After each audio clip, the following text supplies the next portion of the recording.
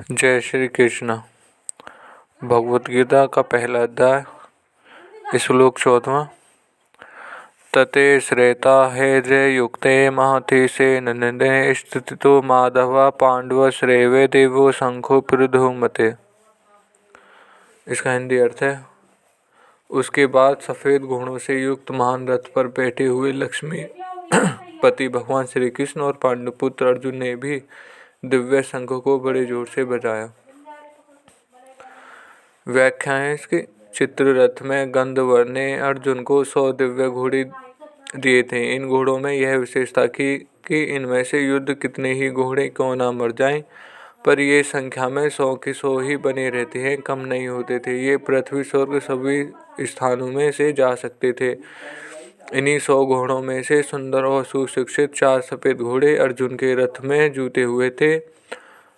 महती इष्यंतो स्थिति यज्ञों में आहित रूपे योग गई घी को खाते खाते अग्नि को अजीर्ण हो गया था। इसलिए अग्निदेव खांडव वन की विलक्षण करती जड़ी बूटियां खाकर अपना अजीर्ण दूर करना चाहते थे, परंतु देवताओं द्वारा खांडव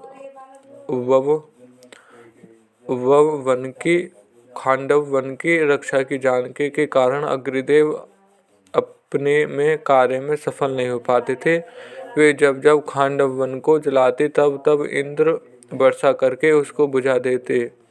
अंत में अर्जुन की सहायता से अग्नि ने उसे पूरे वन को जलाकर अपना जीवन दूर किया और प्रसन्न होकर अर्जुन को यह बहुत बड़ा रथ दिया। 9 बैलगाड़ियों में से जितने अस्त्र शस्त्र आ सकते हैं उतने अस्त्र शस्त्र इस रथ में पड़े थे। यह सोने से मढ़ा हुआ और तेजोमय था।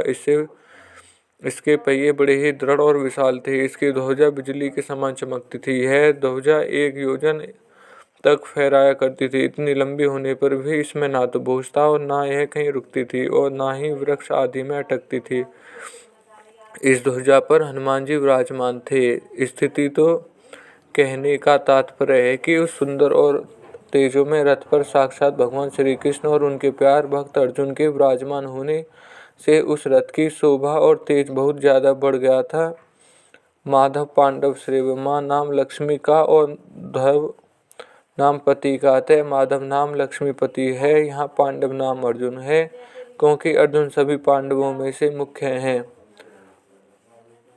अर्जुन नर के श्री कृष्ण नारायण के अवतार थे। महाभारत के प्रत्येक पर्व के आरंभ में अर्जुन और नारायण को नमस्कार किया गया है। इस दृष्टि से पांडव सेना में भगवान श्री कृष्ण और अर्जुन ये दोनों मुख्य थे। संजय ने भी गीता के अंत में कहा है कि जहाँ योगेश्वर भगवान श्री कृष्ण और गांडीव धनुषधारी अर्जुन रहेंगे, वहीं पर विजय विभूति और अटल नीति रहेगी।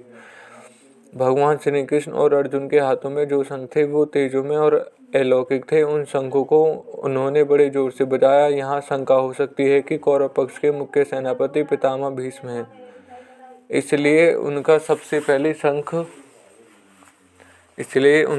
पहले शंख बजाना ठीक ही है। परंतु पांडव सेना में मुख्य सेनापति धृष्टद्युम्न के रहते हुए भी सारथी बने हुए भगवान श्री कृष्ण ने सबसे पहले शंख क्यों बजाया? इसका समाधान है कि भगवान सारथी बने चाहे महारथी बने, उनकी मुख्यता कभी मिट ही नहीं सकती। वे जिस किसी भी पद पर रहें सदा सबसे बड़े ही बने रहते हैं, कारण कि वे अच्युत हैं, कभी च्युत नहीं होते।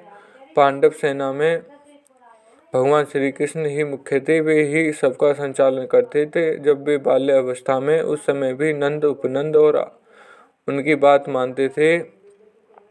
तभी तो उन्होंने बालक श्री कृष्ण के कहने से परंपरा से चली आई इंद्र पूजा को छोड़कर गोवर्धन की पूजा करनी शुरू कर दी। तात्पर्य है कि भगवान जिस किसी अवस्था में, जिस किसी स्थान पर जहाँ कहीं भी रहते हैं, वहाँ वे मुख्य ही रहते हैं। इसलिए भगवान ने पांडव सेना में सबसे पहले शंख बजाया। जो सबसे छोटा होता है वहीं ऊंचे स्थान पर नियुक्त होने से बड़ा माना जाता है।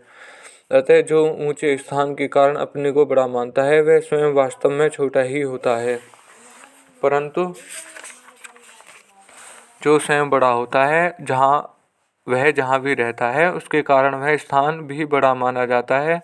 जैसे भगवान यहाँ सारथी बने हैं, तो उनके कारण वह सारथी का स्थान भी ऊंचा हो गया। धन्यवाद।